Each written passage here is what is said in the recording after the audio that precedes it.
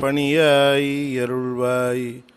தேடும் கயமா முகனை செருவில் சாடும் தனி யானை சகோதரன்.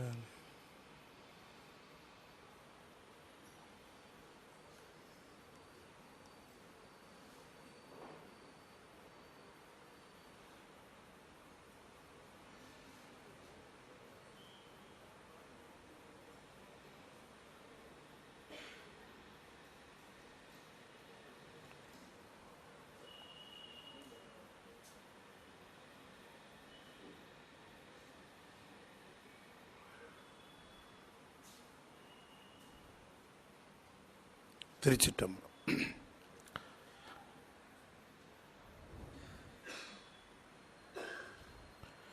சக்கரவர்த்தி தவராச யோகி எனும் மிக்க திருமூலனருள் மேவுநாள் என்னாலும். திருச்சிற்றம்பலம். அண்ட சராசரங்களுக்கெல்லாம் அதிபதியாக விளங்கக்கூடிய முருகப்பெருமானுடைய ஒப்பற்ற கருணையினாலே அருள்ஞான வேள்விகளை எல்லாம் மிகச் சிறப்பாக செய்து வருகின்ற அருள்மிகு கமல விநாயகர் சத் சங்கமும் புரட்சி திருநெறி கழகமும் இணைந்து மிகச்சிறப்பாக நிகழ்த்தி வருகின்ற இந்த திருமந்திர வேள்வியிலே நாம் 5ஆம் தந்திரத்தை தொடர்ந்து சிந்தித்து வருகின்ற பாங்கிலே சத்புத்திர மார்க்கத்தை தொடர்ந்து சிந்திப்பதற்கு திருவருள் கூட்டியிருக்கிறது.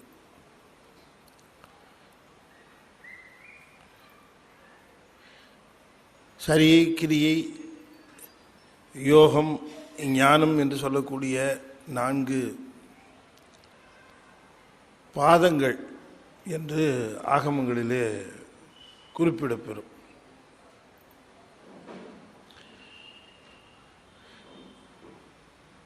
நான்கு பாதங்களாக சரியை பாதம், கிரியை பாதம், யோக பாதம், ஞான பாதம் என்று அதை 4 பாதங்கள் என்று குறிப்பிடுவார்கள். பாதம்னா வழின்னு ஆகமங்களில் குறிப்பிடுகின்ற அந்த நெறி.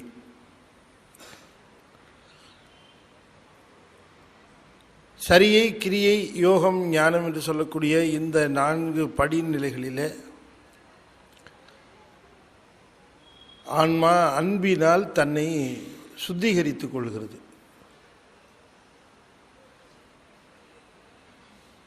தூய்மையின் களமாக இருக்கக்கூடிய, பெரும்பொருளாக இருக்கக்கூடிய, கருணையின் பெரும்பொருளாக இருக்கக்கூடிய சிவத்தை நெருங்குவதற்கு தன்னை ஆயத்தப்படுத்திக் கொள்கிற அந்த வழிகள் தான் இந்த சரியை, கிரியை என்பதெல்லாம்.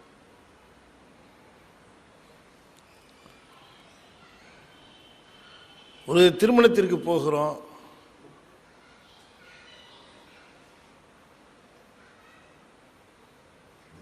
எப்படி போவோம்? திருமணத்திற்கு போகிற பொழுது அதே கரிகா வாங்க போகிறோம் மார்க்கெட்டுக்கு. 2க்கு வேறுபாடு இருக்கா இல்லையா? கரிகா வாங்க போகிற மாதிரியே கட்டின அதே துணியோடைய அப்படியே திருமணத்துக்கு போவோமா? அப்படியே கூசும். நான் அப்படியே எப்படி போகிறது அப்படின்ட்டு உடை மாற்றம், அணிகலன் மாற்றம் எல்லாத்தையும் ஒழுங்குபடுத்திக்கிறோம். ஏன்னா போகிற இடம் அந்த மாதிரி. அப்போ நாம் இறைவன்கிறவன்கிட்ட போகணுன்னா நம்மளை எப்படி ஒழுங்குபடுத்திக்கணும்? எவ்வளோ தூய்மைப்படுத்திக்கணும்? என்ன ஒழுங்காக இருக்கிறோமா? கரெக்டாக இருக்கா? தலை ஒழுங்காக வாரி இருக்கோமா? சில சமயம் கல்யாணத்துக்கு போகிறதுக்குன்னே புது துணிகள், புது அணிகலன்கள் இதெல்லாம் வாங்கி தயாராக வச்சுருந்து அதுக்குன்னே போட்டு போவோம்.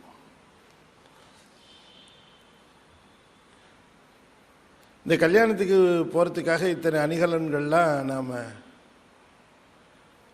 அழகாக போட்டுக்கிட்டு போகணுங்கிறதுக்காகவே அதுக்கு முன்னால் ஒரு வாரம் அழுக்காண்டியாக இருப்போம்.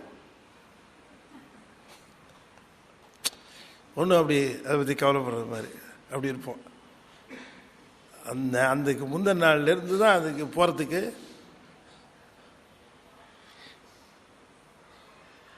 அது போலத்தான் நாம் இந்த பெருமான்கிட்ட போகிறோன்னு தெரிஞ்சதுக்கப்புறம் அதுக்கான ஆயத்தங்களை எல்லாம் நம்ம செய்ய ஆரம்பிக்கணும். பெருமான்கிட்ட நாம் நெருங்கணும்.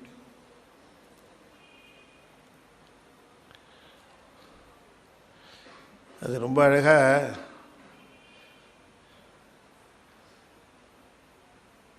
அது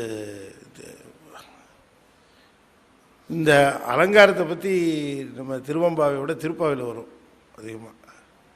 அது ரொம்ப நெய்யுண்ணோம் பாலுண்ணோம் நாட்காலே நீராடின்னு ஒன்றும் பண்ணிக்கிறது இல்லை, ட்ரெஸ் எல்லாம் ஒன்றும் பண்ணிக்கிறது இல்லை, ஒன்றும் அலங்காரம் பண்ணிக்கிறது இல்லை அப்படின்ட்டு. ஆனால் அன்றைக்கி போகிற பொழுது அவ்வளவு. அதுபோல் உலக வாழ்க்கையில் நாம் அன்றாடம் நாம் வாழ்கிற முறையிலிருந்து இறைவனை நோக்கி போகிறோம் அப்படின்னு தெரிஞ்ச உடனே நம்மளை ஒவ்வொரு விஷயத்துலேயும் தூய்மைப்படுத்திக்கிறது. உடம்பை தூய்மைப்படுத்திக்கிறது முதல்ல, அதுக்கப்புறம் மனசை தூய்மைப்படுத்திக்கிறது, அதுக்கப்புறம் அறிவை தூய்மைப்படுத்திக்கிறது. இல்லை தூய்மைப்படுத்திக்கிட்டு அலங்காரம் பண்ணிக்கிறது. அப்புறமா இந்த அறிவு தூய்மையானதுக்கப்புறம் இறைவனை பார்க்கறதுக்கு, அவனோட ஒன்றா கலக்கிறதுக்கு, அவன்கிட்ட சேர்றதுக்கு நம்ம தகுதி உடையவர்கள்னு இப்போ நமக்கு கூச்சம் இல்லை. அதுக்கு முன்னாடி நம்ம அழுக்காக இருந்தப்போ கூச்சம் இருந்தது நமக்கு. ஐயோ எப்படி போகிறது அங்கே அப்படின்னுட்டு. ஆனால் தூய்மை செய்து கொண்ட பிறகு நமக்கு அந்த ஒரு ரைட்ஸ் வந்த மாதிரி அப்படி கம்பீரமாக போகும். அப்போ உடம்பை தூய்மை செய்து கொள்வது அது மட்டும் போதுமா? இறைவன்கிறவன் பெரும் கருணையாளனாக இருக்கக்கூடிய, தூய்மையின் இருப்பிடமாக இருக்கக்கூடிய அவனிடம் நம்ம போகிறதுக்கு வெறும் இந்த உடல் தூய்மை மட்டும் போதுமா? இல்லை, மனசு தூய்மையாக இருக்கும். ஒரே நாளில் பண்ண முடியாது, ரெண்டையும் சேர்த்து ஒரே நாள் பண்ண முடியாது. இதை முதல்ல கொஞ்சம் கவனித்து செஞ்சு முடிச்சு யாரும் தெரியல.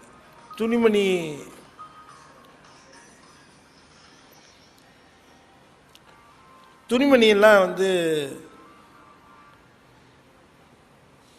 நம்ம தயார் பண்ணி புது துணி வாங்கிறது கொள்வது அப்படிங்கிற மாதிரி நாம் செய்வோம் இல்லையா? அது மாதிரி ஆயத்தப்படுத்துறது. உடம்பு, அடுத்தது துணிமணி, அப்புறம் அணிகலன் அப்படின்னு போகிற மாதிரி உடம்பை தூய்மைப்படுத்திக்கணும். அடுத்தது எதை தூய்மைப்படுத்தணும்? மனசை தூய்மைப்படுத்திக்கணும். அதுக்கப்புறம் அறிவை தூய்மைப்படுத்திக்கணும். நமக்கு மூணு ரொம்ப முக்கியம். இந்த மூணையும் தூய்மைப்படுத்திக்கிட்டா தான் போய் நம்ம பெருமான்கிட்ட உரிமையாக நின்று அவங்ககிட்ட நாம் நிற்கிறதுக்கு கூச்சம் இல்லாமல் இருக்கும். அதான் சொல்லியிருக்கார் மணிவாசகர், விண்ணோரும் கூசும் மலர்பாதம். அவங்களுக்கு ரொம்ப கூச்சமாக இருக்கும். ஏன் அவங்களுக்கு கூச்சமாக இருக்கு? அடியார்களுக்கு கூச்சம் இல்லை, அவங்களுக்கு கூசு தான். இன்னொருகள் கூசும்னு. அப்போ நம்முடைய இந்த உடம்பு தூய்மை, அப்புறம் உள்ள தூய்மை, அப்புறம் அறிவு தூய்மை, இப்படின்னு நாம் செய்யணுங்கிறத நமக்கு எல்லாம் தூய்மைப்படுத்திக்கிட்டே வரோம். நாம் அங்கே போகணும். இந்த உடம்பை தூய்மைப்படுத்துவது தான் சரியை, உள்ளத்தை தூய்மைப்படுத்துவது தான் கிரியை, அறிவை தூய்மைப்படுத்துவது தான் யோகம். இப்படி எல்லாம் தூய்மையான பிறகு இப்போ தான் இந்த ஞானத்தை சந்திக்கிற நிகழ்ச்சி நடக்குது. இந்த ஞானத்தில் சந்திக்கிற நிகழ்ச்சி நடந்து, ஞான சந்திப்பு நடந்து, அதுக்கப்புறம் ஆனந்த பரிமாற்றம், இது அப்புறம் நடக்குது. அப்போ இந்த உடம்பை தூய்மைப்படுத்துவது அப்படிங்கிறது சரியைனா, உள்ளத்தை தூய்மைப்படுத்துவது கிரியை. ஸோ அதை அந்த கிரியை என்று சொல்லுவது, இந்த கிரியை என்று சொல்லக்கூடிய அந்த தூய்மை எப்படி நிகழும்னா, சுவாமியை நம்முடைய தந்தையாகவும் தம்மை மகனாகவும் பாவிக்கின்ற பாவனையோடு நெருங்கணும்.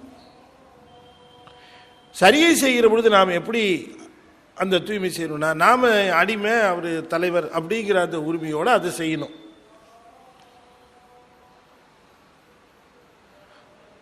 அப்ப இந்த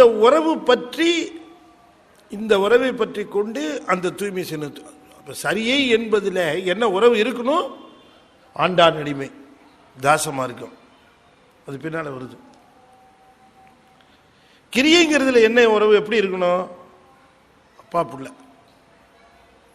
அவரு தந்தை, நம்ம மகன், அந்த உறவுல அந்த அகத்தூய்மை நிகழணும்.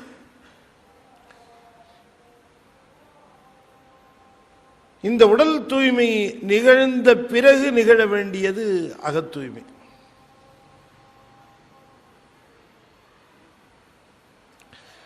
ஏன்னா எடுத்தவனையே அகத்தூய்மைக்கு இறங்கணும்னா அது கொஞ்சம் கஷ்டம், சிரமம், உடம்பு ஒத்துழைக்காது. அதனால தான் உடம்பை வளைச்சி வளைச்சி வளைச்சி வளைச்சி சரியை செய்து கொஞ்சம் கொஞ்சமாக நம்மையும் அறியாமல் அதில் ஈடுபாடு ஏற்பட ஆரம்பித்து இப்போ அகத்தை கொண்டு போய் அந்த பூசையில் வச்சோம்னா அது அவர்கிட்ட ஒன்றுமே கேட்காத நிலை தான் சரியை. தலைவன்கிட்ட போய் தொண்டை என்ன கேட்க முடியும்? அடிமையா செய்கிறதெல்லாம் ரைட்டு, அவ்வளோதான். என்ன செய்கிறாரோ அது ரைட்டு, கேள்வியெல்லாம் கிடையாது. ஆனால் இங்கே இந்த மகன் உரிமையாக இருக்கிற பொழுது அந்த அந்த உரிமையோடு பற்றுது.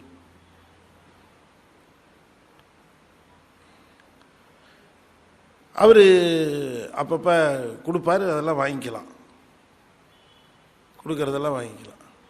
அப்படி கொடுக்கறது ஏதாவது மிஸ்டேக்னா வாசி தீரவே காசு நல்குவீர் அப்படின்னு கேட்கலாம். அது கேட்கறதுக்கு உரிமை இருக்கு. இவர் கேட்கலாம், ஆனால் அவர் கேட்கக்கூடாது. அவர் கேட்கல, என்ன கொடுக்குறியோ வாங்கிக்கிறேன் அப்படின்னார். அதனால தான் சிவபிரகாசர் சொன்னார், அவர் அப்பா பிள்ளையா, அவர் கேட்டு காசு வாங்கினாரு, நீ எதுக்கு அவர்கிட்ட போய் காசு வாங்கினேன்னு கேட்குறாரு அப்பர் சுவாமியை. அவர் மகன் கேட்டு வாங்குறாரு, நீ அது மாதிரி வாங்க மாட்டிய, நீ எதுக்கு வாங்கின அப்படின்னு கேட்குறாரு. கேட்கறது போல. ஏன்னா அடிமை வந்து காசு கொடுன்னு என்னத்தை செலவு பண்ணுறது? காசு என்னென்ன செலவு பண்ணும்? சாப்பாடு கொடுக்குற, துணிமணி கொடுக்குற, இருக்கிற இடமும் கொடுக்குற, எல்லாம் கொடுக்குற, எனக்கு என்ன வேணும்னாலும் அது கொடுக்குற. அப்புறம் நான் போய் எதுக்கு எனக்கு தனியாக காசு? அடிமைக்கு என்னென்ன வேணுங்கிறது தலைவன் தான் தீர்மானம் பண்ணணும். என்ன தேவைங்கிறதையே அடிமைக்கு தெரியாது தனக்கு என்ன தேவைன்னு. தலைவன் தான் சொல்லணும். குளிர்காலம் வந்துருச்சு, சொட்டரை வாங்கி தரேன் அப்படின்னு சொல்லணும். தலைவர் சொட்டர் தலைவனாக பார்த்து தருவது தான். ஆனால் கிரியையில் வருகிற பொழுது இந்த சத்புத்திர மார்க்கம் உரிமையோடு கேட்கறது, கேட்டு வாங்கிறது. இந்த மார்க்கத்தை இப்படி வைத்தார்கள் பாருங்க. இந்த அன்பின் பக்குவம், இந்த தூய்மை, அகத்தூய்மை நிகழ்ந்து அவரை தவிர வேறு யார்ட்டையும் கேட்கறது இல்லை. அப்பாட்டை தவிர்த்து வேறு யார்ட்டையும் கேட்கறது. பக்கத்து வீட்டுக்காரர் வந்து கொடுத்தா வாங்கிடுவாங்களா? அதெல்லாம் வேண்டாம் சார், நமக்கு எங்கள் அப்பா இருக்கார் கொடுப்பாரு. நாங்கள் குடியிருந்த இடத்துல கீழ் வீட்டில் ஒரு குழந்தை இருக்குது, முன்ன இருந்த இடத்துல. அந்த குழந்தைகிட்ட எது கொடுத்தாலும் எனக்கு வேண்டாம், எங்கள் அப்பா வைத்து தருவார் அப்படிங்கும். நான் அந்த பதிலை பார்த்து ரொம்ப ஆச்சரியப்படுவேன். எனக்கு வேண்டான்னு சொல்கிறதோடு நிறுத்துறது வேறு விஷயம். ஆனால் அடுத்தது ஒன்று சொல்லி பாருங்க, எனக்கு கொடுக்கறதுக்கு ஒருத்தர் இருக்கார், நான் ஏன் உங்ககிட்ட வாங்கணும்? இதை போலத்தான் நம்ம யார் கொடுத்தாலும் சொல்லணும். நீ எது கொடுக்குற? எனக்கு கொடுக்கறது எங்கள் சிவபெருமான் இருக்கான், நான் ஏன் உங்ககிட்ட வந்து நிற்கணும்? இதுதான் கிரியை. ஒன்றை தான் கேட்பேன், கொடுக்கறதுக்குன்னு உரிமையுடைய ஒருத்தர். அப்போ கேட்டு பெற வேண்டியது அவன் ஒருவரிடமே தவிர வேறு எவரிடமும் எதையும் பெறக்கூடாது. இது கிரியையில் ரொம்ப முக்கியம். மனிதரிடமே கேட்கக்கூடாது, இல்லை மற்ற தெய்வத்திட்டையும் கேட்கக்கூடாது. மனிதருங்கிறது ஒரு பக்கம் இருக்கட்டும், வேற கடவுள்கிட்ட கூட சார் என்னவோ தெரியல சார், அந்த சாமிகிட்ட போனால் ஒரு வாரம் பிரச்சனை தீர்ந்தது சார், இப்போ நம்மளும் போகலாமா? போயிட்டு தான் பார்ப்போமே அப்படிங்கிற மாதிரி.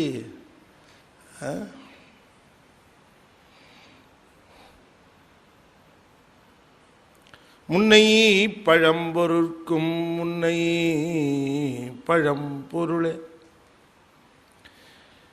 பின்னை புதுமைக்கும் பேர்த்தும் அப்பெற்றியனே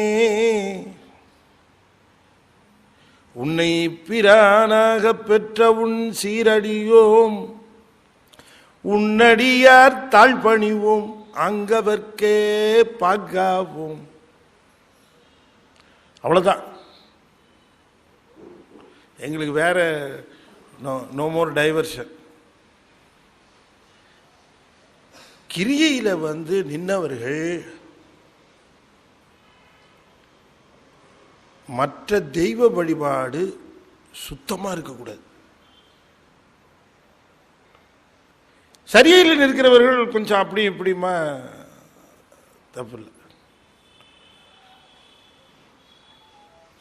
சார் இன்னைக்கு கோகுலாஷ்டமி, சார் இன்னைக்கு ராமநவமி, பரவாயில்ல போயிட்டு இன்னைக்கு ஆஞ்சநேயருக்கு வடமாலை சாத்தியிருக்கு.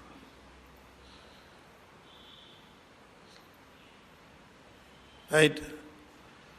என்னையா இவ்வளோ கையில் வெண்ணன்னு கேட்டால், இன்னைக்கு ஆஞ்சநேயருக்கு வெண்ணெய் சாத்து.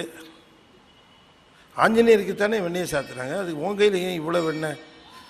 இல்லை, ஆஞ்சநேயரை கும்புற சாக்கில் இவர் வடிச்சிருக்கிறார்.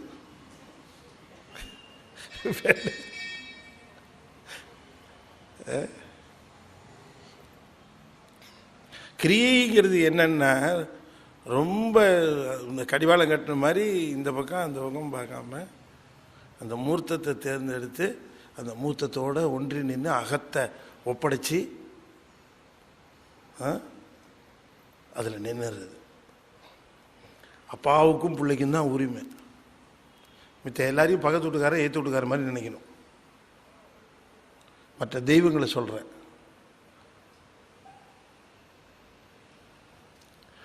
அந்த ஒரு ஈடுபாடு சரியையில் வராட்டியும் கிரியையில் வந்துடணும். ஃபோக்கஸ்.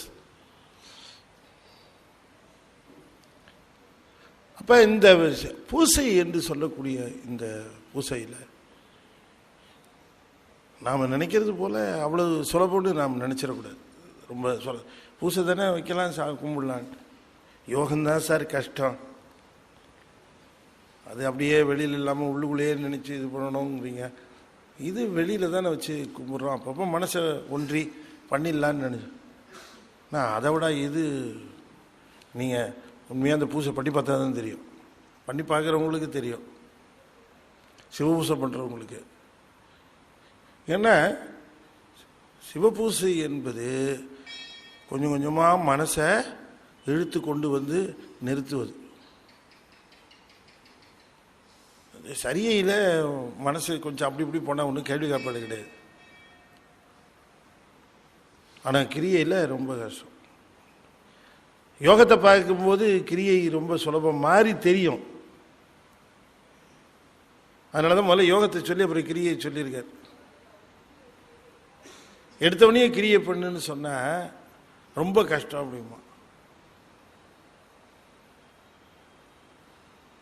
எடுத்தவனையும் ஒரு வேலை சொன்னோம்னா அது ரொம்ப கஷ்டம் போல் தெரிஞ்சிடும். அதனால் இருக்கிறதுலே கஷ்டமான ஒரு வேலையை சொல்லி, ஐயோ என்னால் முடியாது, அப்போ இது வேணால் செய்யணும், சரி செய்கிறேன்ருவாங்க. ஆனால் இந்த வேலையை தான் அவங்க செய்ய சொல்லணும்னு தீர்மானம் பண்ணியிருப்போம். ஆனால் நேராக அந்த வேலையை சொல்லாமல் அதை விட கஷ்டமான ரூம் பத்தலைன்னு ஒருத்தர் போய் குருக்கிட்ட சொல்லிக்கிட்டே இருந்தான். ஒரு 4 சீடர், 4 பேருக்கு பத்தலை, 4 பேருக்கு பத்தலை. அப்புறம் குரு சொன்னார், சரி பார்க்கலாம், இருங்க கொஞ்சம் வெயிட் பண்ணுங்க அப்படின்னு. கொஞ்ச நாள் ஆச்சு. குருவுக்கு ஒரு இடையன் 2 ஆடு கொடுத்துட்டு போயிட்டான். நீங்கள் வச்சுங்க சாமி, என்னவோ பண்ணிக்கங்க, என்னால் முடிஞ்சது, உங்களுக்கு ஏதாவது செய்யணும்னு நினச்சேன், சாமிக்கு ஏதாவது செய்யணும்னு நினச்சேன், இந்தாங்கன்னு கொடுத்துட்டு போயிட்டான். இவர் என்ன பண்ணார், அந்த 2 ஆட்டையும் அந்த ரூமில் கொண்டு கட்டிட்டார். வெளியில் வச்சா திருடிட்டு போயிடுவாங்க, இங்கேயே இருக்கட்டும் அந்த 2 ஆடுன்னு. இவங்க இந்த 2 ஆட்டோட இருக்க ஆரம்பித்த உடனே ரூம் முழுக்க அது எவ்வளோ சுத்தமாக வச்சுக்கணும்னு தெரியும் உங்களுக்கு. என்ன தாங்க முடியல இவங்களுக்கு. என்ன குரு கொண்டு விட்டுருக்காரு, என்ன பண்ணுறதுன்ட்டு.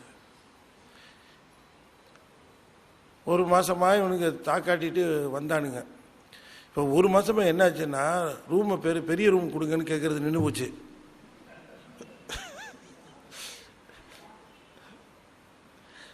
ஒரு மாதம் கழிச்சு வந்து தலையை சொன்ன என்னன்னு, இந்த ஆடுங்களெல்லாம் கொஞ்சம் இல்லைப்பா, நீங்கள் ரூம் பெருசாக கேட்டீங்கல்ல, அந்த ரூமை ஏற்பாடு பண்ணிவிட்டு ஆட்டுக்கு தனியாக ஒரு இடம். சாமி, எங்களுக்கு இந்த ரூமே போதும், நாங்கள் இதுலேயே இருந்துக்கிறோம், ஆடை மட்டும் நீங்கள் எடுத்துட்டீங்கன்னா போதும், ரூம் வேற இது அது மேலே இதே போதும், எங்களுக்கு எதே இஷ்டமாக இருக்கு. ஆடு உள்ளே வந்த பிறகு தான் அந்த ரூம் எவ்வளோ பெருசுன்னு எங்களுக்கு தெரியுது, நீங்கள் ஆடை கூட்டிகிட்டு போயிடு. அப்படித்தான் யோகத்தில் இருக்கிற பொழுது ரொம்ப கஷ்டமாக இருக்கிறதுனால சரி, நான் வேடிக்கையாக ஒரு கதை கேள்விப்பட்டேன். நீங்கள் கேள்விப்பட்டீங்களா என்ன எனக்கு தெரில, சும்மா நீங்கள் தெரிஞ்சுக்கிறதுக்காக சொல்கிறேன். இந்த கேட்டுருக்கீங்களா என்ன தெரியல, களம் எள்ளு களம் எண்ணெய் ஆச்சுன்னு கேட்டுருக்கீங்களா? களம் எள்ளு களம் எண்ணெய், களம் எள்ளு ஆட்டுனா எவ்வளோ வரும்? பாதி எள்ளு பாதி எண்ணெய் தானே வரும், பாதி எண்ணெய் கொஞ்சம் தானே எண்ணெய் வரும். களம் எள்ளு ஆட்டினா, களம்ங்கிறது ஒரு மெஷர்மெண்ட்டு. 1 கிலோ எள்ளு ஆட்டினா 1 லிட்டர் எண்ணெயாக கிடைக்கும்? இல்லை, கொஞ்சமாக தானே கிடைக்கும். ஆனால் இந்த கதை பேரை களம் எள்ளுக்கு களம் எண்ணெய், களம் எண்ணெய் எள்ளு போய் களம் எண்ணெய்ன்னு ரொம்ப இன்ட்ரெஸ்டிங்காக ஒரு பேர். இது பேரை பார்த்தால இப்போ 1 மூட்டை நெல்லுக்கு 1 மூட்டை அரிசி வருமா? 1/2 மூட்டை அரிசி. அது போல் களை எள்ளு களை எண்ணெயான கதைன்னு நான் ரொம்ப நாளைக்கு முன்னாடி கேள்விப்பட்டிருக்கேன். நான் திருச்சியில் இருக்கும்போது ஸ்ரீரங்கத்தில் ஒருத்தர் சொற்பொழி பண்ணுவார். அப்போ ஸ்ரீரங்கத்தில் கொஞ்ச நாள் நான் இருந்தேன், கொஞ்சம் சிறுபோதில் படிக்கிறதுக்காக இருந்தேன். சித்திர வீதியில் வந்து அவர் பேசுவார். அவர் பேர் எம்பார் விஜயாராச்சாரியார்னு பேர். நான் அப்பெல்லாம் யார் பேசுனான்னு நின்று கேட்பேன், இவன் நல்லா பேசுகிற நல்ல கூட்டம் இருக்கும். அவர் தான் அந்த கதை சொன்னார். அப்போயிலேருந்து அந்த கதை எனக்கு மனசில் அப்படி அந்த களை எள்ளு களை எண்ணெயான கதை அப்படின்ட்டு அவர் சொல்லும் போதே ஆரம்பிச்சேன். உண்மையிலே அந்த பக்கம் போயிட்டு இருக்கும்போது காதில் விழுது, களை எள்ளு களை எண்ணெய் எனக்கு அது தெரியுமா அப்படின்னு கேட்டார். இப்போ களை எள்ளு களை எண்ணெய் ஆகும், சரி கேட்கலாமேன்ட்டு போய் கேட்டேன் அந்த கதை. அது என்ன கதைன்னா, ஒரு உங்களுக்கு ஒரு வருஷ பிறப்பில் ஒரு ரிலாக்ஸாக இருக்கட்டும்னு சொல்கிறேன். ஒருத்தன் செக்கை வச்சு எள்ளு ஆட்டி எண்ணெய் விற்றுக்கிட்டு இருக்கான். எள்ளு போட்டு எண்ணெய் ஆட்டி எண்ணெய் விற்றுக்கிட்டு இருக்கான். ஒரு நாள் இந்த செக்கு உடஞ்சி போச்சு. செக்கு உடஞ்ச உடனே மரம் தேடி அந்த செக்கு புதுசாக செய்கிறதுக்காக ஒரு காட்டுக்கு போய் மரத்தை பார்க்குறான். நல்லா தேடி தேடி பார்க்குறான், ஒரு மரமும் செட் ஆகலை. அப்போல்லாம் ஃபாரஸ்ட் டிபார்ட்மெண்ட்லாம் கிடையாது, யார் வேணால் எந்த மரத்தை வேணால் வெட்டி அதை வேணால் எடுத்துகிட்டு போகலாம். இப்போ தான் செம்மரம்ட்டு 10 பேர் பிடிச்சி தூக்கி உள்ளே போடுறான். இப்போ செம்மரம் கருங்கரம் எல்லா மரமும் ஒன்று தான். இவன் உள்ளே போனால் காட்டில் அப்படியே பார்த்தா ஒரு பல இடங்களை தேடி பார்த்தா ஒரு இடத்துல நல்லா இருந்துச்சு மரம். சரி, இந்த மரம் நம்ம செக்கு செய்கிறதுக்கு சரியான மரம், செக்கு இப்படி செய்வாங்க இல்லையா, அது ஒன்று ஆளுங்களை கூப்பிட்டு வந்த ஆள் வெட்டுறா அந்த மரத்தை. என்ன வெட்டுறான்னொடனே அந்த மரத்தில் ரொம்ப நாளாக ஒரு பிசாசு குடி இருந்தது. அது தொபை கடிக்கிறது மேலேருந்து கீழே குச்சி இவன் காலை பிடிச்சிச்சு. இந்த மரத்தில் நான் ரொம்ப வருஷமாக இருக்கேன், இந்த மரத்தை மட்டும் நீ விட்டுரு தயவு செய்து. அது எப்படின்னா, இவன் நீ யார் முதல்ல சொல்லு, நீ மட்டும் தொபக்கடும் குச்சி என் காலை பிடிக்கிற யார்? நான் அந்த மரத்தில் குடியிருக்கிற பிசாசுன்னு. இது பயந்துட்டான். இல்லை இல்லை ஒன்றும் பயப்படாத, நான் ஒன்றும் செய்ய மாட்டேன், இந்த மரத்தை வெட்டினேன்னா எனக்கு இடமே கிடையாது, இதுதான் கொஞ்சம் சௌரியமான இடமா இருக்குது, நீ வெட்டி எடுத்துகிட்டு போயிட்டேன்னா நான் என்ன பண்ணுவேன்? சரி, வெட்டாமல் இருக்கிறதுக்கு என்ன செய்யணும்? நீ எண்ணெய் எள்ளு வச்சு எண்ணெய் ஆட்டிக்கிட்டு இருக்கிற, நீ எள்ளுக்காக எங்கேயும் போகணும், நீ எண்ணெயை செஞ்ச கையில் பிசு பிசுட்டு நான் எள்ளாவே உனக்கு கொடுத்துட்றேன், நீ எள்ளு வியாபாரம் பண்ணு அப்படின்னு. எங்கே இருந்தால் எப்படியாவது உனக்கு வீட்டு வாசலில் தினம் சாயந்தரம் 7:30 மணிக்கு ஒரு களம் எள்ளு கட்டாக கொண்டு கட்டி போட்டுடுறேன், நீ அடித்து உதுத்து எள்ளு விற்றுக்கலாம் அப்படின்னு. சரி, களம் எள்ளு வருமா? வரும். தினம் வருமா? தினம் வரும். அப்போ இந்த மற்ற வெட்ட வேணடா வாங்கடான்னு போயிட்டான். தினம் ஒரு 6:30 மணி 7 மணிக்கெல்லாம் வீட்டு வாசலில் இந்த பிசாசு ஊரெல்லாம் சுற்றி எடுத்து கொண்டு போட்டுரும். ஒரு கட்டு. கொஞ்ச நாளாக 6:30 மணிக்கு போட்டுச்சு. அப்புறம் 6:30 7:30 ஆச்சு, 7:30 8:30 ஆச்சு, 8:30 9:30 ஆச்சு, 9:30 10:30 ஆயிடுச்சு. ஏன்னா இது போய் என்ன இதுன்னா பயிரிட்டாக எடுத்துகிட்டு வருது. எவனோ பயிரிட்டதில் அங்கங்கே பிடுங்கி கட்டாக கொண்டு வந்து போடுது. அவன் இந்த எள்ளு பயிரெல்லாம் கொஞ்சம் குறைஞ்சி போச்சு. இது தேடி அழுத்து போய் கண்டுபிடிச்சி கொண்டாந்து அந்த கட்டை கொண்டாந்து சேர்க்கறதுக்கு நாள் முழுக்க போயிடுது. நாள் முழுக்க அலைஞ்சு கொண்டு வந்து சாயந்தரம் 7:30 மணிக்கு போட்டது. நாள் முழுக்க அலைஞ்சு 9 மணி, நாள் முழுக்க அலைஞ்சு 10:30 மணி ஆகிப்போச்சு. ஒரு நாள் ராத்திரி 1:30 மணி ஆயிடுச்சு. கொஞ்ச நாள் கழிச்சு அது 2:30 மணி ஆயிடுச்சு. 2:30 மணிக்கு கொண்டு வந்து போட்டுக்கிட்டு இருந்தது. ஒரு நாள் உட்காந்து யோசிச்சுது, எதுக்காக இவ்வளோ கஷ்டப்பட்டு இந்த எள்ளை கொண்டு வந்து போட்டுக்கிட்டு இருக்கிறோம்? நம்ம மரத்தை வெட்டக்கூடாது, அந்த மரத்தில் நம்ம இருக்கணுங்கிறதுக்காகத்தானே. இவனுக்கு எள்ளு தேடுறதுக்கு தான் எனக்கு நேரம் சரியா இருக்கே தவிர அந்த மரத்து பக்கமே போக முடியலையே நம்மால.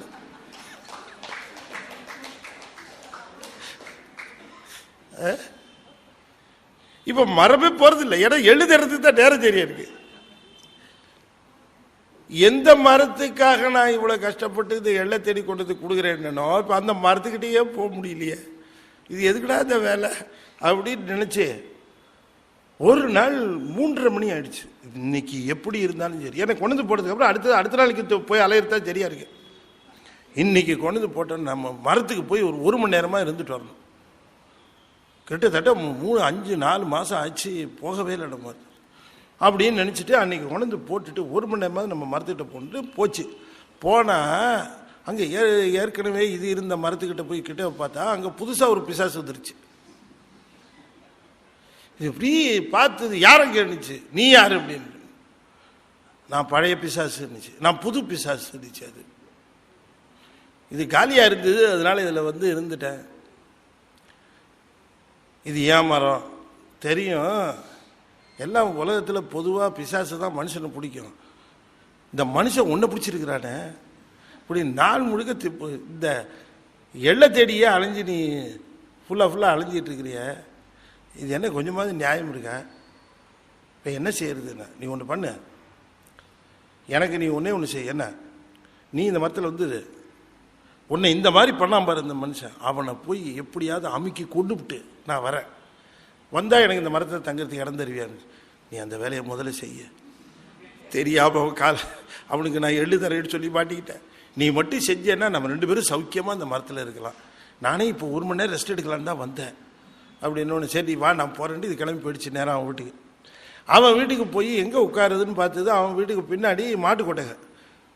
அதில் 2 கொட்டகை இருக்குது. ஒரு கொட்டையில் 20-25 மாடு இருக்குது. இன்னொரு கொட்டகை என்னடா இருக்கேன்னு பார்த்தா அந்த கொட்டையில் ஒரே ஒரு மாடு மட்டும் இருந்தது. சரி இங்கே நம்ம இருந்துருவோம். காலையில் மாட்டை அவுத்து விடுறதுக்காக உள்ளே வருவோம். கப்புன்னு இறங்கி அவனை அமுக்கி கொண்டு விட்டு நம்ம ஃப்ரீயாக போயிடலான்னு நினச்சிட்டு இருந்துச்சு. சரின்னு இந்த மாட்டு கொட்டகை மேலே பதுங்கிட்டு இருக்கு. காலையில் 4:30 ஆச்சு, 5:30 ஆச்சு, 6:30 ஆச்சு, 7:30 ஆச்சு, வரவே காணோம். என்னடா வரவே காணும்னு சத்தம் கேட்குது. சத்தம் கேட்டால் இவன் சத்தம் போட்டுட்டு இருக்கான். இந்த அடுத்த கொட்டையில் 20-25 மாடு இருக்கேன். ஒவ்வொரு மாடாக கூட்டிகிட்டு வந்து லாடத்தை போடுறானுங்க. காலில் லாடம் அடிச்சுட்டு இருக்காங்க. ஓ, மாட்டுக்கு லாடம் அடிச்சுட்டு இருக்கிறான். சரி வரட்டும், நம்ம கொட்டைக்கு வரட்டும் பார்த்துக்கிறேன். கொஞ்ச நாளைக்கு இவன் என்ன பண்ணான், அங்கேருந்து குரல் கொடுத்தான். இந்த வேலைக்காரன் வந்து சொன்னான், இந்த கொட்டையில் எல்லா மாட்டுக்கும் அடிச்சுட்டு வந்துட்டு. சரி பரவாயில்ல, அந்த புது கொட்டாயில் ஒரு புது பிசாசு இருக்கும், அதை பிடிச்சி கொண்டு வா, லாடம் அடிக்கணும்னா. கொலை நடிக்கிருச்சுக்கு இந்த பிசாசு. நம்ம வந்து உட்கார்ந்தது இப்படிக்கு படுபாவிக்கு எப்படி தெரியும்? அவன் சொன்னது அந்த மாட்டை தான் சொன்னான். ஏன்னா அந்த மாடை நேற்று தான் வாங்கியிருக்கிறான். அதுவும் இல்லாத அட்டகாசம் பண்ணி மற்ற மாட்டையெல்லாம் முட்டி கிட்டி தகராறு பண்ணிச்சு. அதனால அதை தனி கொட்டாயில் அடைச்சி அதை பிசாசுமா. இவன் உண்மையிலேயே பிசாசு வந்து உட்கார்ந்துருக்குன்னு இவனுக்கு என்ன தெரியும்? இந்த புது பிசாசை பிடிச்சிட்டு வாழணும். ஐயோ நம்மளை பிடிச்சி நமக்கு லாடம் அடிச்சிருவான் போல இருக்கவன் அப்படின்னு திரு ஓடி வந்து அவன் காலை பிடிச்சிக்கிட்டு, என்னை விட்டுடு, நீ யாருன்னு. நான் தான் புது பிசாசுன்னு. புது பிசாசுன்னா பழைய பிசாசு என்னாச்சு? அது ரெஸ்ட் எடுக்க போயிடுச்சு. தயவுசெய்து என்னை கொன்னுடாத, லாடம் அடிச்சிடாத, நான் செஞ்சது தப்பு தான். என்ன தப்பு? ஏதோ நினச்சி வந்துவிட்டேன், என்னை மன்னிச்சு. அவனாவது உனக்கு ஒரு காலம் கொள்ளு கொடுக்குறேன், எள்ளு கொடுக்குறேன்னுச்சு. எது?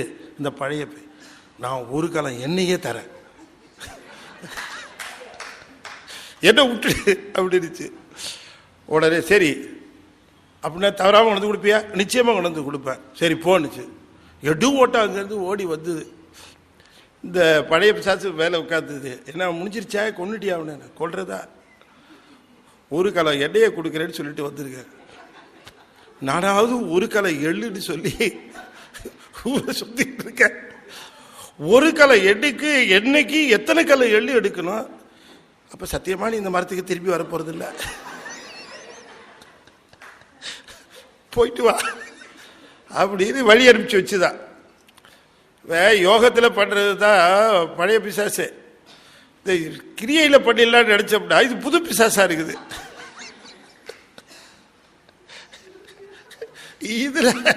இதுல 1000 கஷ்ட நஷ்டத்தை பார்த்தா பேசாம நமக்கு சரியையே சரிப்பட்டு போல இருக்க. அதுக்கு அங்க சுத்தி அப்புறம் அங்க நியாசம் இல்லை ஏகப்பட்ட அந்த வழிமுறைகள் நடைமுறைகள் இதெல்லாம் பார்த்து அதை தேர்ந்தெடுத்து வைக்கணும், எடை சுத்தி பண்ணணும், அங்க சுத்தி பண்ணணும், அப்புறம் எல்லாத்தையும் எடுத்து ஒழுங்குபடுத்தி வைக்கணும். அதுக்கு மணிக்கணக்காக இதுக்கு செய்ய வேண்டிய வேலையை பார்த்தா உள்ளேயே ஈஸியா பண்ணிடலாம் போல இருக்க. எட்ட கொஞ்சம் அப்படியே உட்காந்து ஒரு யோசனை பண்ண வேண்டியதானே, எல்லா இமேஜினேஷன் தானே. இப்படி உள்ளேயே ஆத்மார்த்தமா யோகம் பண்றதே சுலபமா இருக்கும் போல இருக்கேன்னு நினைக்க வச்சிரும். கிரியை ஒழுங்கா பண்ணுன்னு சொல்ல வந்தோம். அது என்னன்னா, மார்க்கத்தில் இறைவனை அடைவதற்குரிய மார்க்கம் சுலபமான வழி அப்படின்னு எதுவும் கிடையாது. நீ சுலபமா 100 மார்க் வாங்குறதுக்கு ஒரு வழி இருக்குன்னு ஒருத்தர் சொன்னான்னா இருக்கிறதுலேயே அதுதான் கஷ்டமான வழின்னு அர்த்தம். படிச்சுட்டு இருக்கிறவனே டே ஏன் இவ்வளோ கஷ்டப்பட்டு படிச்சுட்டு இருக்க, 100 மார்க் வாங்குறதுக்கு நான் வழி சொல்லித்தரேன் வான்னா, ஏற்கனவே பின்பற்றிட்டு இருக்கிற வழிகளை விட இது ரொம்ப கஷ்டமான வழின்னு அர்த்தம். பேசாமல் இருக்கிற வழியிலே போயிடலாம். நீ ஒன்றும் பண்ண வேணாம். இப்போ எல்லாம் அவன் மணிக்கணக்காக படிச்சுட்டு இருக்கிறிய, 7 மணி நேரம் 6 மணி நேரம் 5 மணி நேரம்லாம் படிச்சுட்டு இருக்கிறிய. 1/2 மணி நேரம் படித்தா போதும், 1/2 மணி நேரம் அவ்வளோதான். ஆனால் அந்த 1/2 மணி நேரம் எப்பன்னா விடிய காத்தாலும் 3லிருந்து 4.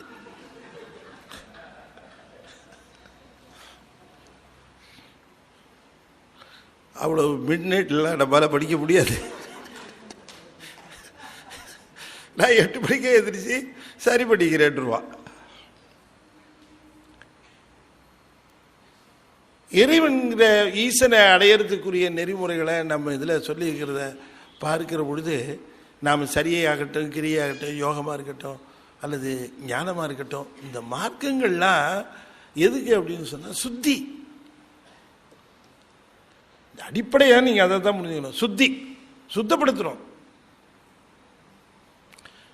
இந்த சுத்தப்படுத்துகிறோங்கும் பொழுது அப்போ சுத்தப்படுத்துறதுலேருந்து டிவேட் ஆகி ஏற்கனவே இருக்கிற அழுக போல இன்னும் அது பல மடங்கு அழுகு பண்ணிக்கிறது இல்லை.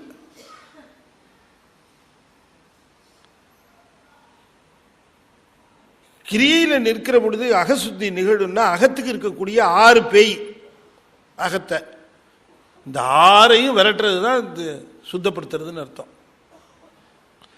காமம், குரோதம், லோபம், மோகம், மதம், மாத்சரியம், ஷட்பகைன்னு பேர்.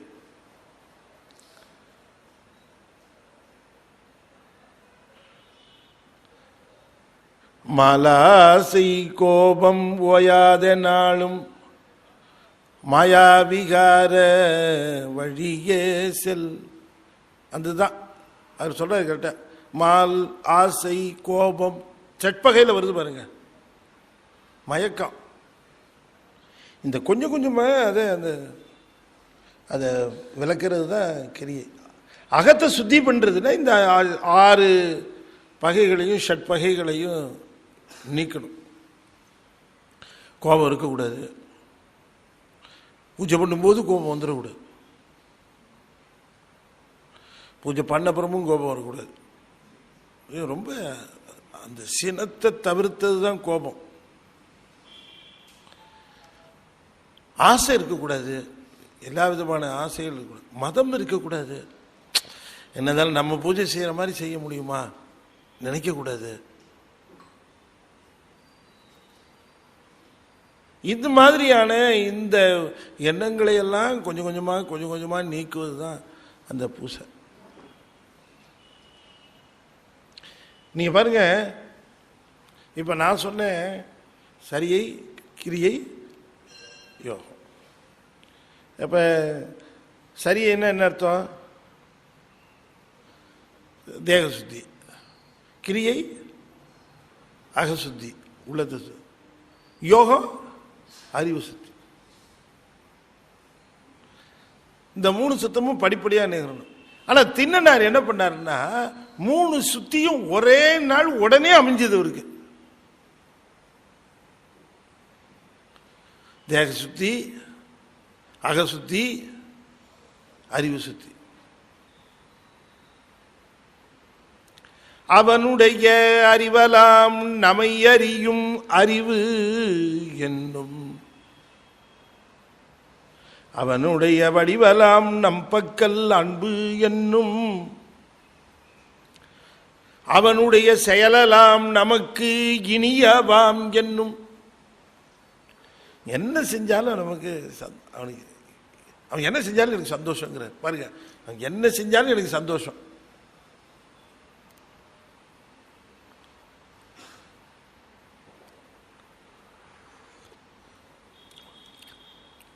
ஒரு அடிமை என்ன செஞ்சாலும் தலைவனுக்கு சந்தோஷமா இருக்குமா? சந்தோஷமா இருக்குமா? இருக்காது. ஒரு குழந்தை என்ன செஞ்சாலும் தந்தைக்கு சந்தோஷமா இருக்குமா? இருக்கும். அதுதான் சத்புத்திரமாக. நாம அந்த பூசை செய்கிற பொழுது இதை முன்னால் செய்யணும், இதை பின்னால் செய்யணும், இதை நேராக செய்யணும், இதை வளர்ச்சி செய்யணும், இது இப்படி செய்யணும் அப்படிங்கிறத விட அன்புனால எதை எப்படி செய்தாலும் அதை செய்வதில் இருக்கக்கூடிய அந்த ஆர்டரை விட அன்பை பொழிவதிலேயும் மனதை லைக்க வைக்கிறதுலேயும் நம்ம கவனமாக இருந்தோம்னா அதைத்தான் சாமி விரும்புவார். ப்ரொசீஜருங்கிறது எப்படி செய்யணுங்கிறதுக்காக ஒரு சொல்லியிருக்காங்களே தவிர ஸ்ட்ரிக்டா அதுலேயே பண்ணணும் அப்படிங்கிறதுக்காக. 2-3 பேர் வராங்க சார், பேசுகிறோம். ஒருத்தர் வர்றாரு அன்பா பேசுகிறோம், இன்னொருத்தர் வர்றாரு அன்பா பேசுகிறோம், ஒருத்தவங்க வர இன்னொருத்தர் வர்றாரு அவர்கிட்ட கொஞ்சம் ஸ்ட்ரிக்டாக இருக்கிறோம். என்ன எப்படி? பெரிய ஆஃபீஸர், அவர் பெரிய ஆஃபீஸர் உட்காந்துருக்காரு. நண்பர் ஒருத்தர் வந்துட்டாரு ஆஃபீஸில், வாங்க சார் வாங்க வாங்க உட்காருங்க அப்படிங்கிற. ஒரு மேலே அதிகாரி வந்துட்டாரு, டக்கு இருந்துச்சு சார் வாங்க என்ன உட்காரு. ஒரு டிஃபால்ட்டடு கஸ்டமர் வந்துட்டாரு, உடனே அவர் கொஞ்சம் கோபமாக பேசுகிறார். யாராட்ட எப்படி பேசணும்னு தயார் பண்ணிக்குவார். ஆனால் பையன் வந்துட்டான், வந்திருக்கிறது பையன், இப்பொழுது நீ பாசத்தை செலுத்துவாயாக அப்படின்னா இன்ஸ்ட்ரக்ஷன் வரும் உள்ளது. அது பாருங்க வாஞ்சியா அப்படியே ஆட்டோமேட்டிக்காக வரும் இல்லையா? அந்த அந்யோன்யம், இதுதான் கிரியை. அவனுடைய அந்த அந்த அகத்தை அவனுக்கு முழுமையா ஒப்படைக்கிறது.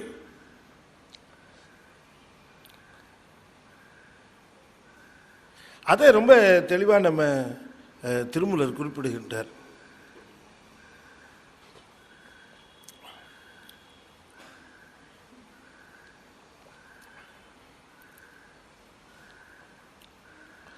அருங்கரையாவது அரணடி நீடலே, பெருங்கரையாவது பிஞகந்த நாணை, வருங்கரை ஏகின்ற மண்ணுயிர்க்கெல்லாம் ஒருங்கரையாய் ஏழுலகின் ஒத்தானே, அருங்கரையாவது அரணடி நீடல், பெரும் கரையாவது பிஞகன் நாணை, வருங்கரை ஏகின்ற மண்ணுயிர்க்கெல்லாம் ஒருங்கு அறையாய். ஒருங்கரையாய்ங்கிறது ஒருங்கு அறையாயின்னு பிரிக்கணும்.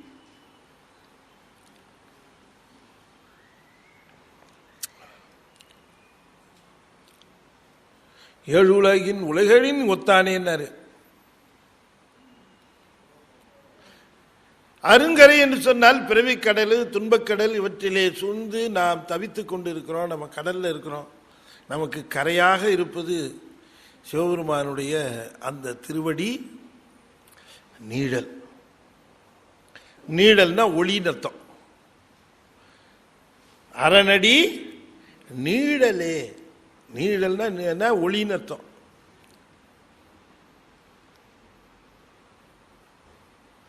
அந்த ஒளி அப்படி தெரியுது, தூரக்கிருந்து தெரியும். கரை தள்ளி இருக்கும், ஒளி கிட்டக்க தெரியும், அங்க இருந்து தெரியும். கலங்கரை விளக்கம் தெரியுது இல்லையா? கப்பல் அப்படியே எந்த பக்கம் போறதுன்னு தெரியாமல் இருக்கும்போது ஒரு கலங்கரை விளக்கம் லைட் தெரியுது. அதுபோல சிவபெருமானுடைய திருவடி அந்த ஒளி தெரியும். ஒளி தெரிஞ்ச உடனே ஆகா இங்கதான் இருக்கு கரைன்னு தெரிஞ்சுக்கலாம்.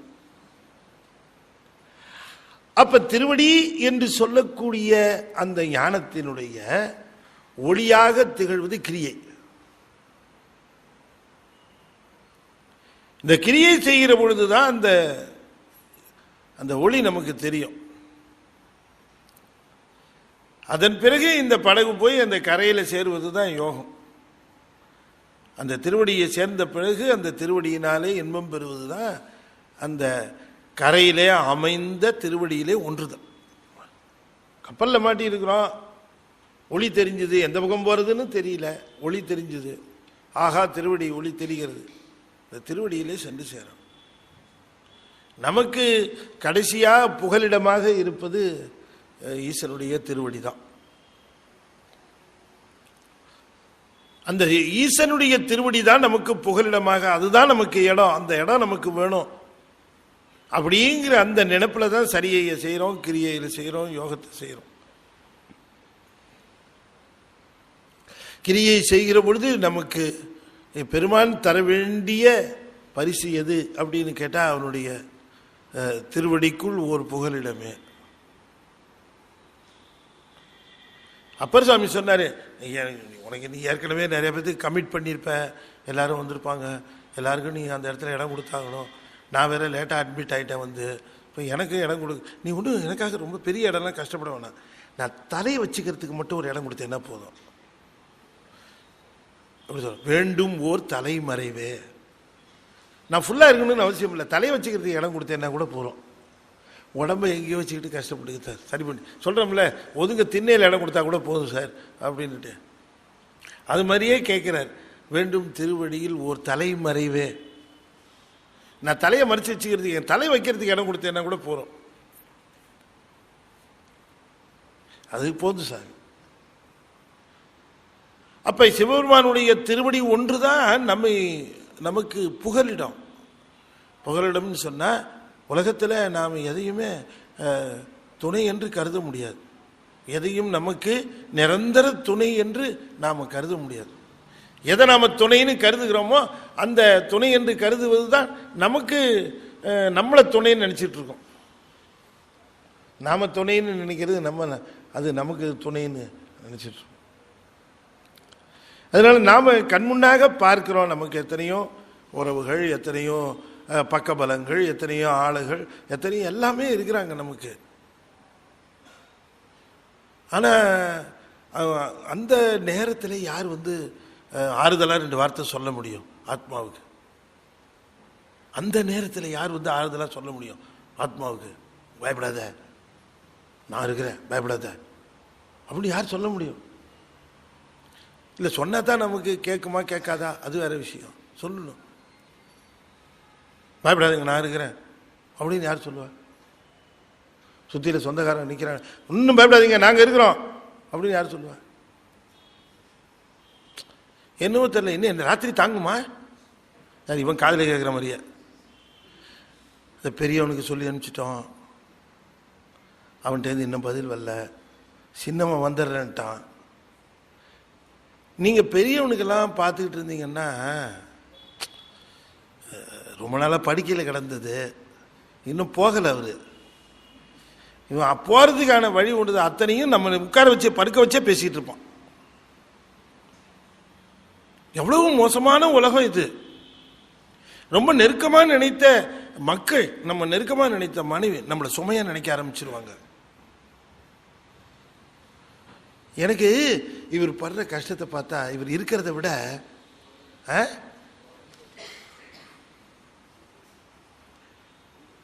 அதனால என்ன பண்ணுவான், சொந்தக்காரன் வரவனையெல்லாம் 2 அரிசி போட்டு கொஞ்சம் பாலை ஊற்றுமா. ஏன்னா கொஞ்சமாக காற்று ஊற்றுட்டதை கூட அந்த தோரத்தை அடைச்சி போடலான்ட்டு போயிடும்ல. இந்த அரிசி போட்டு பால் ஊற்றுங்கிறதுலாம் எதுக்குன்னா,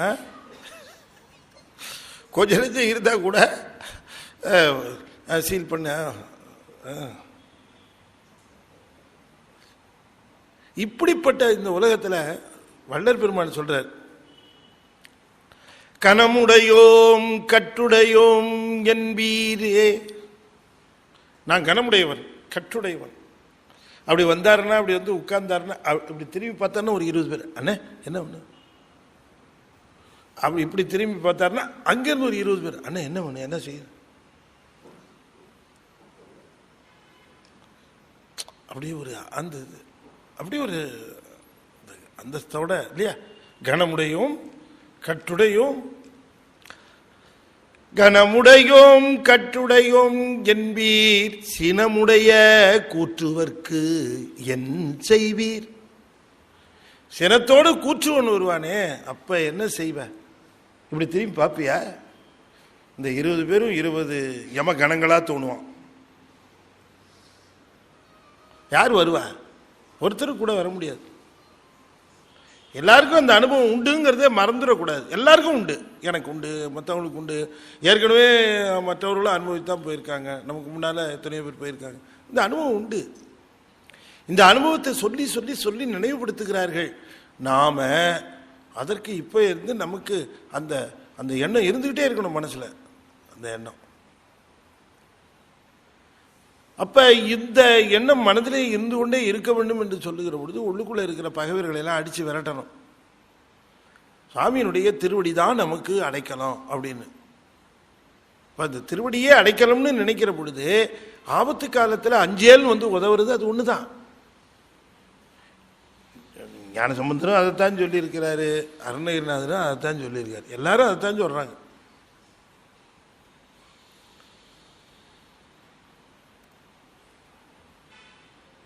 மலை போலே கனைத்தெழும் பகடது பிடர் மிசைவரு கருத்த வெஞ்சின மரளிதன் உழையினர் கதித்து அடர்ந்தெறி கயிரடு கதை கொடு பொறுப்போதே கலக்குறும் செயல் ஒளிவர அழிவுறு கருத்து நைந்தரம் உருபொழுது அளவைகள். கருத்து நஞ்சு போயிடும் கருத்தெல்லாம். உருபொழுது அளவைகள் கணத்தில் என் பயம் அற மயில் முதுகினில் வருவாயே. நான் கூப்பிட்றேன்னு வெயிட் பண்ணாத, கூப்பிட்டா போய்கலான்னு கூப்பிட்ற ஸ்டேஜில் எல்லாம் இருக்க மாட்டேன். நான் கூப்பிடணுன்னா எதிர்பார்க்காத, தயவுசெய்து வந்துரு அப்படின்னு இப்போவே சொல்லி வைக்கிறார். புலனைந்தும் பொறிக்கலங்கி நெறிமயங்கி அறிவழிந்து டைமேல் உந்தி அறமந்த போதாக அஞ்சேல் என்று அருள் செய்வான். ஞாபகப்படுத்துறாங்க. சிவபூசை கிரியை மனதில் இருக்கக்கூடிய யமபயத்தை விரட்டும். அதுதான் அந்த பூசையினுடைய பலன். யம பயம் ஏன்னா நமக்கு அடைக்கலமா அங்க இருக்குது அந்த இடம் அப்படிங்கிறது தெரிஞ்சு போயிடும். என்னையா உடம்பு அவர் தான் கூட்டு போறாரு, என்ன நாம் தூங்கிட்டு இருப்போம், நல்ல பத்திரமா மணி மேலே வச்சு கூட்டிட்டு போவார். எங்கே இருக்கிறோன்னு தெரியாமல் இருக்கும், அவ்வளோதானே. குழந்தைக்கு என்ன பஸ்ஸில் கூப்பிட்டு போகிறாங்களா, ட்ரெயினில் கூப்பிட்டு போகிறாங்களா, ஃப்ளைட்டில் தான் கூப்பிட்டு போகிறாங்களா, அதுக்கு தூக்கம் வந்தால் தூங்கிடும். நீ நடந்தே கூட கூட்டிகிட்டு போனாலும் போ. அதுபோல் ஈசனுடைய படியில் அப்படி நாம் அப்படி உறங்கிடுறோம், அவ்வளோதான். நீ எங்கே வேணால் கூப்பிட்டு போ. எப்போ எழுப்பி விட்றியோ அப்போ எழுந்திரிச்சுக்குவேன். எழுந்திரிச்சதுக்கு அப்புறம் கூட பெருமானே புது இடமா இருந்தாலும் பரவாயில்ல, ஆனால் ஒன்றை மறந்துடக்கூடாது, அந்த இடத்துலையும் ஓ ஞாபகம் தான் எனக்கு இருக்கணும். அதுதான் கேட்குறோம். எழுந்தப்புறம் இடம் இந்த இடத்துல புது இடமா தான் இருக்கும் நிச்சயமா. அந்த புது இடத்துல விழிக்கிற பொழுது கூட உன் ஞாபகம் தான் இருக்கணும். உன் பேரை தான் சொல்லணும், உன் பேர் சொல்கிற இடத்துல தான் நான் இருக்கணும். எனக்கு அந்த மாதிரி. ஏன்னா நாம் இதில் கண்ணை மூடிட்டு அதில் கண்ணை திறக்கிற பொழுது இந்த கண்ணை மூடிட்டு கண்ணை திறக்கிற போது இது ஃபுல்லாக டெலீட் பண்ணுவான் அந்த ஃபைலை முழுக்க. என்ன புது ஃபைல் ஓப்பன் பண்ணுவாங்க, அதில் சேவ் ஆஸ் அப்படின்னு வேற ஃபைல் நேம், ஒரு புது ஃபைல் நேம் கொடுத்துருவோம். அவ்வளோதான், முடிஞ்சு போச்சு. இப்போ அது எதாக இருந்தால் நமக்கு என்ன, அதில் யார் உறவு, அதில் யார் பகை, இதில் யார் உறவு, இதில் யார் பகை, ஒருத்தரோடு உறவாகி ஒருத்தரோடு பகையாகி ஒருத்தர் தம்மை மிக நாடினார் அருணகிரிநாதர். ஒருத்தரோடு உறவாகி ஒருத்தரோடு பகையாகி, இந்த ஒருத்தரோடு பகையாகிங்கிறது ஒரு ஜென்மத்தில், அவரே இன்னொரு ஜென்மத்தில் உறவா வந்துருவாராம். ஒருத்தரை நாம் உதாச்சீனம் பண்ணி விட்டெறிஞ்சிருப்போம், அவர்கிட்ட நம்ம ஒருத்தர் தம்பி மிக நாடி அவர்கிட்டயே போய் நிற்போம். அவர் சூப்பரிண்டெண்டாக போயிடுவார், நம்ம கிளார்க்காக போய் உட்காந்துருவோம். முடிஞ்சு போச்சு. அதுதான் தெளிவு. நீ எங்கே வேணா உட்கார வை, ஆனால் என்னுடைய தலைவன் நீதாங்கிறது எனக்கு மறக்காமல் இருக்கணும். அதுதான் வேணும். கிரியையில் நாம் இந்த உறவை பலப்படுத்தணும். நீ நானும், நீ நானும், நீ நானும், நீ நானும். இந்த உறவு பலப்படுத்துதலும் அகத்தே இருக்கக்கூடிய ஷட்பகைவர்களாக இருக்கக்கூடிய 6 பகைகளையும் நீக்கிக் கொள்வதும். அதான் சொன்னார், அரும் கரையாவது அரணடி நீழல். அதில் அந்த கிரியையில் அதில் மாற்றம் இருக்கக்கூடாது. அப்பா பெருங்கரையாவது பிஞகன் ஆணை. அப்படி அந்த கரைக்கு போவதற்கு, அந்த நெறியிலே போவதற்கான எப்படி போக வேண்டும், என்ன சொல்ல வேண்டும்ங்கிறத அவன் சொல்லி இருக்கிறான். அவனுடைய நெறிப்படி, அவனுடைய ஆணைப்படி தான் போகணும். ஆணைன்றது அவன் காட்டிய வழிமுறைகள். அவன் எங்கேருந்து சார் காட்டுறான் நமக்கு? அவன் தான் ஞானசம்பந்தராகவும் திருநாவுக்கரசராகவும் சுந்தரராகவும் மாணிக்க வாசகராகவும் வழிகாட்டியிருக்கான். அதான் வழி, அதை தெரிஞ்சுக்கோ. அப்ப அதையே வழியாக எடுத்து, அதான் ஆணையினாரு. இந்த ஆணைங்கிறது தான் சாமி சொல்றாரு இல்லையா, தேனமரு பொழிகுளாலை விளை சென்னல் துண்ணி வளர் செம்பொன் எங்கும் திகழ நான்முகநாதியாய பிரமாபுரத்து மறை ஞான ஞான முனிவன் தான் ஒரு கோடு நாளும் அடியாரை நலியாத வண்ணம் உரை செய் ஆட சொல் மாலை ஓதும் அடியார்கள் வாழில் அரசாழ்வர் ஆணை நமதே, ஆணை நமதே, ஆணை நமதே. அந்த ஆணை அதான் பிஞகன் ஆணை. அது ஈசன் ஆணை.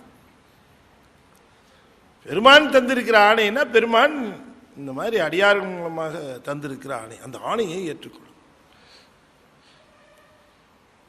அப்படி சொன்னோம்னா வரும் கரை சொன்னாரு, நீ தான் என்னவோ கரைக்கு போற மாதிரி நினைக்கிற. இல்லை, அது பார்த்தீங்கன்னா ஆட்டோமேட்டிக்காக கரை வரும்னாரு. இப்போ கூட சொல்லுவோம் கரை வந்துருச்சா அப்படின்னு கேட்போம். போகிறதே தெரியாதபடிக்கு அழைச்சிட்டு போடுவார். போகிறதே சில சமயம் பார்த்தீங்கன்னா ஒரு இடத்த தேடி நம்ம ஒரு இடத்துக்கு போகிறோம்னா அது பாட்டுக்கு ரொம்ப தூரம் இருக்கிற மாதிரி இருக்கும். அந்த இடத்துல போய் வேலையெல்லாம் முடிச்சுட்டு திரும்பி வரும் பார்த்தீங்கன்னா பொசுக்குன்னு வந்துடுவோம். ஏன்னா போகும்போது ரொம்ப நாளை போன மாதிரி இருந்தது, வரும்போது சீக்கிரம் வந்துட்டோமே அப்படின்னு தோணும்.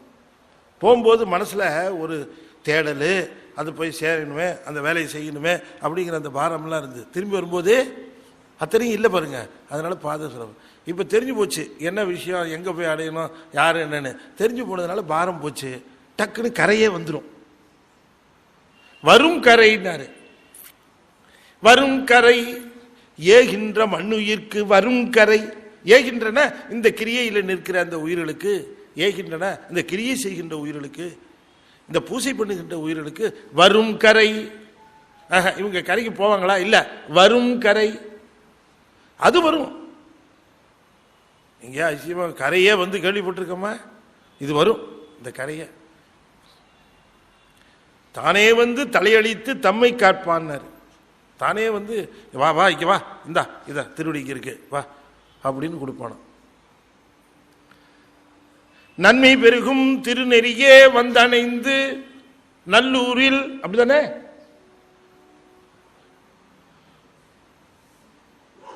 வண்ணு திரு தொண்டனார் வணங்கி மகிழ்ந்து எழும் பொழுதில் உன்னுடைய நினைப்பதனை முடிக்கின்றோம். அவர் ஒண்ணுமே கேட்கல. ஏன்னா கேட்கறதுக்கே பயம் இருக்கு. அப்புறம் இந்த ஆள் கேட்டால் அடுத்த வாய்தா கொடுத்துருவாரு.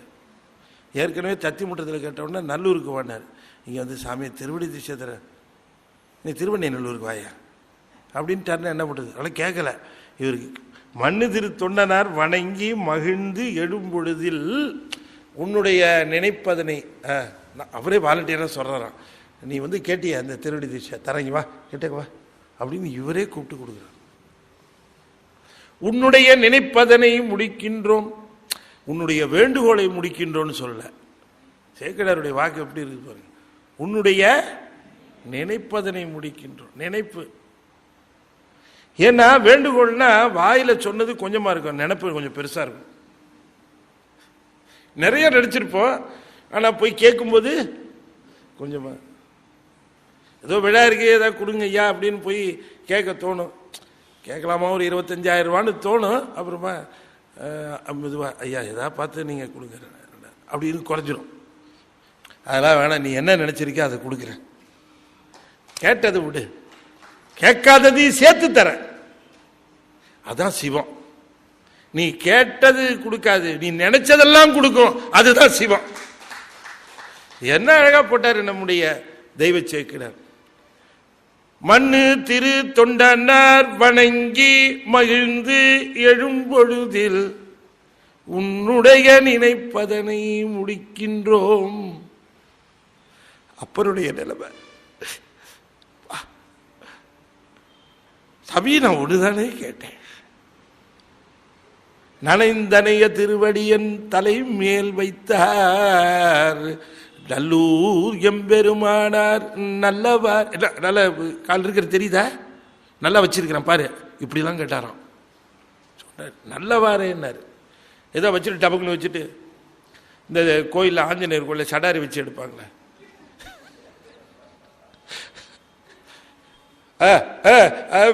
என்ன பண்றாரு இப்படி வச்சாரா? அவர் எப்படி வச்சாராம் காலு திருவடியை?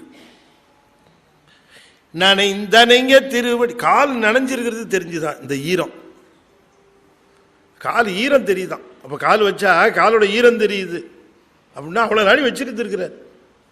வச்சு கொஞ்ச நாள் ஆன பிறந்த இந்த இடம் ரொம்ப ஹாட்டா இருக்கும். இந்த இடம் எப்பவுமே இது சந்திர மண்டலமா, இது குளிரணும். எப்பவுமே நமக்கு இதை குளிர்ச்சியா வச்சுக்கிறதுக்கு நாம பார்க்கணும். இது ஹாட்டாக விடக்கூடாது. என்ன பண்றது? எவனா வேண்டாத 2 பேரும் வந்துருவான், பார்த்த உடனே கிறுக்கிறு கிறுக்கிறு கிறுக்கிறு. அது வரைக்கும் குளிர்ச்சியா இருந்தது ஹாட்டா ஆயிடும். இல்ல நம்ம வீட்டில் உட்காந்து கொஞ்சம் குளிர்ச்சியா தான் உட்காந்து ஏதாவது பண்ணலான்னு பார்ப்போம். நம்ம வீட்டு அம்மா ஏதாவது ஒரு 2 வார்த்தை சொல்லிடுவாங்க, கிறுக்கிறு கிறுக்கிறு கிறுக்குன்னு மண்டை ஃபுல்லா சூடாயிடும். விடக்கூடாது. அதுதான் இந்த இடம் ஏரியாவே குளிர்ச்சியா வச்சுக்கணும். அதனாலதான் சந்திரமண்டலம்னு பேரு. அந்த இடம் முழுக்க குளிர்ச்சியா போச்சான் சாமிக்கு அந்த திருவடி வச்சோன்னு. ஏன்னா வினைகளினுடைய தாக்கம் முழுக்க இங்கேதான் இருக்கும். நம்முடைய வினைகள் முழுவதும் தாக்கம் இந்த இடத்துல. ஏன்னா இங்கேதான் பிரெயின் ஏரியா. இந்த வினை தாக்கம் இந்த பிரெயினை இப்படி பண்ணு, அப்படி போ, அந்த அவனையே நம்பு, கெட்டவங்கிறாங்களே, இல்லை இல்லை உனக்கு நல்லவன் புடி அவனை, ஏன்னா எப்படியா கொண்டு குடியில் இறக்கணுமே, இப்படி பிடிச்சி அனுப்பிச்சிட்டு இருக்கோம். அதனால இந்த இடத்துல வினை தாக்கம் முழுக்க இங்க இருக்கும். அதனால தான் பூஜை பண்ணிட்டு அந்த பூவை எடுத்து இப்படி மேலே வச்ச உடனே தாக்கின வினையெல்லாம் டபக்குன்னு கீழே இறங்கிடும். அத்தனையும் இந்த பூவை வச்சுக்கிறது அதுதான். இந்த திருவடியை தூக்கி வச்சுக்கிற மாதிரி அதுக்கு அந்த பொருள், அந்த கிரியையில் கிரியை முடிச்ச உடனே அந்த பூவை எடுத்து அப்படி தலையில் அப்படிச்சு. என்ன ஆடிட்டர் சார் அப்படி தானே? அவங்களாம் தீட்சை வாங்கணும். என்னம்மா பெரிய பாக்கியம் சிவபூஜை சென்றது. சிவன் அந்த பூஜையை செய்கிற பொழுதே அந்த அப்படியே எய்த்தாப்புல சிவன் உட்கார்ந்துருக்கிறாருன்னு அந்த பாவனை, அப்படி சாமி உட்கார்ந்துருக்காரு அப்படின்னு நினைச்சு அந்த பூஜையை செய்யறது. அந்த பாவனை இல்லை. அதை சொல்லுகிறார். வரும் கரை ஆவது. இந்த அப்பர் சாமியோட அந்த திருவடி தீட்சைக்கு பாடின அந்த திருநல்லூர் பாட்டு இருக்கு பாருங்க, பதிகம். அப்பா சொல்லுக்கடங்காத பதிகம். நினைந்துருகும் அடியாரை நைய வைத்தார், நில்லாமே தீவினைகள் நீங்க வைத்தார். சிவபூஜை செய்கிறவங்கெல்லாம் அவசியம் இந்த பதிகத்தை ஓதணும்.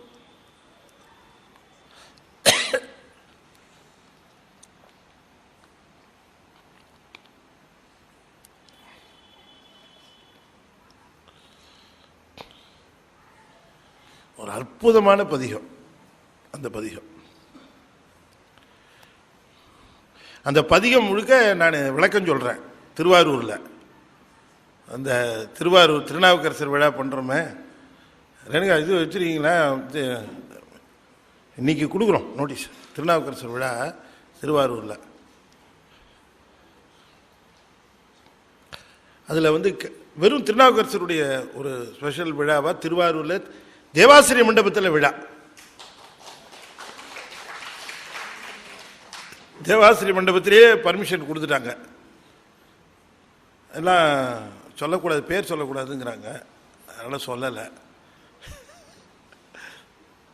அப்புறமா கோச்சிக்கிறாங்க ஃபோனில், ஏன் என் பேரெல்லாம் சொல்கிறீங்க நீங்கள் அப்படின்னுட்டு. அதனால் டாக்டர் உங்கள் பேர் சொல்ல மாட்டேன்.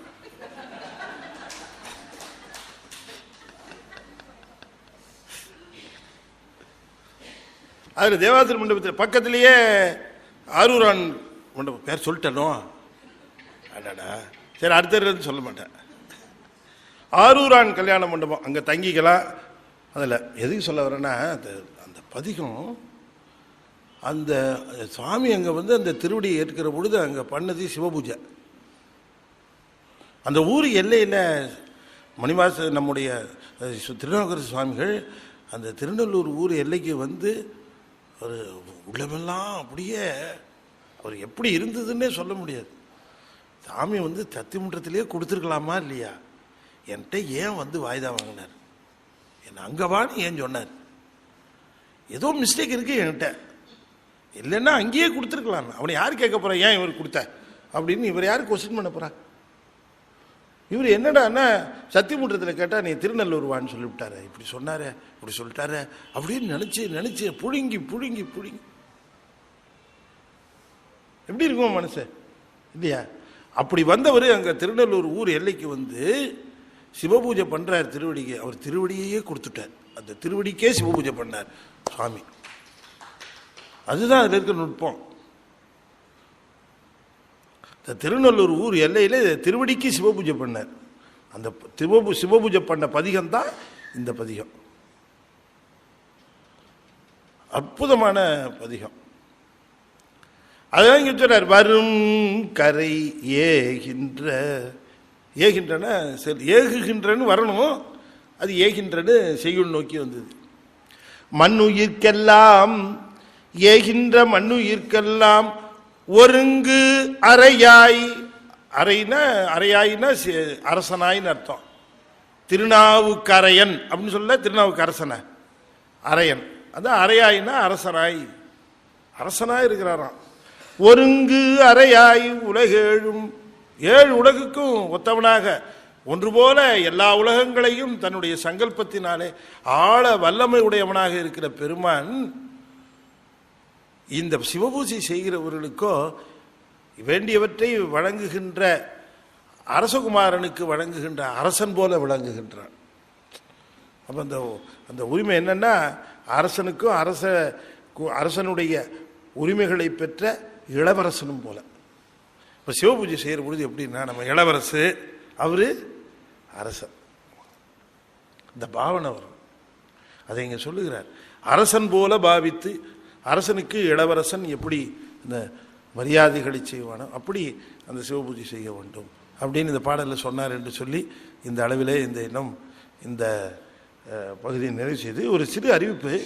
திருவாரூர் மாவட்டம் திருநெல்வேலி நெய்ப்பேர் கிராமம், திருவாரூரில் பாருங்கள், திருவாரூர் பற்றி நான் சொன்னேன். இப்போ நெய்ப்பேர் அருள்மிகு நமிநந்தி நாயனார் ஆலயம், அது மகா கும்பாபிஷேகம் 3/4/2016 காலை 8:30 to 9. நமிநந்தி தெரியும் இல்லையா? விளக்கினால் நீரினால் விளக்கரித்த நமிநந்தி அடிகள். அவருடைய இது அவர் பூஜை செஞ்ச கோயில் பக்கத்தில் கொஞ்சம் சிதிலமாக இருக்குது. அந்த திருப்பணி கொஞ்சம் கொஞ்சமாக நடந்துட்டுருக்கு. வேணுங்கிற அன்பர்கள் இந்த திருப்பணியில் பங்கு பெறணும். உயர்ந்த ஒரு சிவப்பணி. பெருமான் நம்முடைய நமினந்தி நாயனார், நமினந்தி அடிகள் சிவபூஜை செய்த திருக்கோயில் திருப்பணி நிகழ்ந்து கொண்டிருக்கிறது. அந்த திருக்கோயில் சிவாச்சாரியார் இங்கே இருக்காரா? இங்கே அங்கே வந்திருக்காங்க, பின்னால் வந்திருக்கிறாங்க. நீங்கள் இந்த திருக்கோயிலுக்கு நம்மால் முடிஞ்சது இப்போ தான் ஒன்றே பண்ணணும் இல்லை, அவங்ககிட்ட சொல்லி வச்சுட்டு நீங்கள் அவருடைய முகவரி வாங்கிக்கிட்டு இல்லாட்டி ஐயா கிட்ட தொடர்பு வச்சு நீங்கள் அந்த திருக்கோயிலுக்கு வேணுங்கிற திருப்பணியில் நீங்கள் பங்கு பெறணும். இந்த திருக்கோயில் 3 மாதமாக கொஞ்சம் முயற்சிகள்லாம் கொஞ்சம் 3 ஆண்டுகளாகன்னு போட்டிருக்காங்க. 3 ஆண்டுகளாக அது முயற்சிகள்லாம் கொஞ்சம் தாமதமாகிட்டுருக்கு. ஒன்றும் சரியாக செட் ஆகலைங்கிறாங்க. ஆனால் ஆகிடும் எல்லாம். நமினந்தி அடிகளுடைய பெருமை. அந்த பெருமையோடு நம்முடைய சிறு அந்த பெருமையை உயர்த்துவதற்கு நம்மால் முடிந்த அடியார்கள் அதில் பங்கு கொள்ள வேண்டும் என்று கேட்டு நிறைவு செய்யும் முகமாக 5 எழுத்தை 5 முறை ஓதுவேன். நண்பர்கள் தொடர்ந்து ஓத வேண்டும் என்று திருவடி பணிந்து வேண்டிக் கொள்கிறேன். ஓம் நமச்சிவாய.